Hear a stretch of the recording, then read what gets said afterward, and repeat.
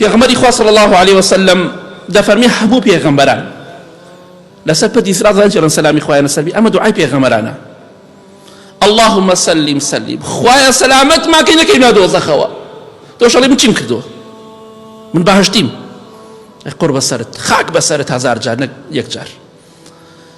ئەوان دەڵێن 124,000 پێغەمبەر تۆ سەلامی خوایە لەسەر بێ، هەموویان دەڵێن خوایە سەلامەتمان کەی ئەمڕۆ، خوایە نەکەوی لەناو ئاگری دۆزەخەوە. کەواتە من و تۆ بێ حاڵمان چۆمێ لە ڕۆژی قیامەتە. کۆتا حەدیث باسێکی پێغەمبەری خوا فەرمێ صلی الله عليه وسلم آخر نەفەرێک کە بەسەر پەردی سیراتا تێئەپەڕێ. ئەمە کۆتا نەفەرە. لە یەکەم نەفەر دەست پێیەکە حتا کۆتا نەفەر ئیتباقێکی بۆ ناو دۆزەخ چووە. ئەفەرمێ پیاوێکە ئەڕوات بەسەر پەردی سیراتە، جارێک دەڕوا و جارێک بەدەما دەکەوێ، تۆزێک ئەڕوا و تۆزێکیش بەدەما ئەکەوێ. ئەبینی کەسی وای ناتوانێت بڕاتە ڕێوە.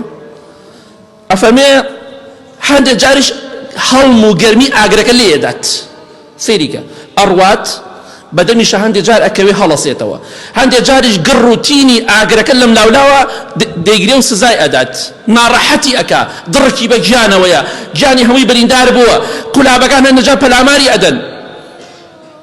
بەڵێ پێغەمبەری خوا فەرمێ صلی الله عليه وسلم کاتێک کە ڕزگاری دەبێ و لە دۆزەخ و لە پەردی سیرات لا ئەکاتەوە، دەفەرمێ بەخششە، بە ڕەحمە، میهرەبانە ئەو پەروەردگارەی کە منی لە دۆزەخ ڕزگار کرد.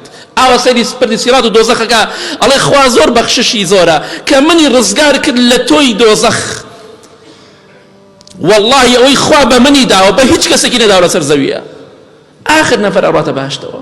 بۆیە کاتێک کە باسی آخر نەفەرەکرا لە ئیمامی حەسەنی بەسریە ئەیان فەرموو آخر نەفەر پێغەمبەری خوا فەرمێ صلی الله علیه وسلم ئەچێتە بەهەشتەوە، نەک ئەم ئاخری کە لە دۆزەخ دەرەچێ وڕاتە بەهەشتەوە. ئەی فەرموو خۆزگای ئەو کەسە من بوومایە، آخر نەفەر لە جەهەنەمی دەچوومایە، ئەو ئیماندارە، ئەو ئەهلی تەخوایە، ئەوانە ئینشاءالله ڕزگاریان دەبێت لە ڕاحەتی ڕۆژی قیامەت، نەک ئەوەی دەڵێ من چیم کردووە. بۆیە ئینشاءالله ئەمە کورتەیەک بوو دەربارەی پەردی سیرات خۆمانی بۆ ئامادەکەین. کۆمەڵی ناڕەحەتی تریشیە باسم نەکردووە. ئینسانی عاقڵ ئیشارەت و ئاماژەیەکی بەسە، کەواتە بەسە بە خۆتانە بچنەوە. گوناه و تاوان پەردی سیرات لێ خراپ دەکات، عیبادەت و چاکە و خواناسی پەردی سیراتت بۆ باش دەکا، بۆیە هەڵی بژێرە گوناه و تاوان دەکەی یا خێر و چاکە دەکەی، ئەو کاتە لە پەردی سیرات باجەکەی ئەدەگە گوناه و تاوانکەی. و ئەگەر خێر و چاکە و عیبادەتیش بکەی لە ڕۆژە تا پشتیوان بە فەزلی خوا فریاد دەکەوێت.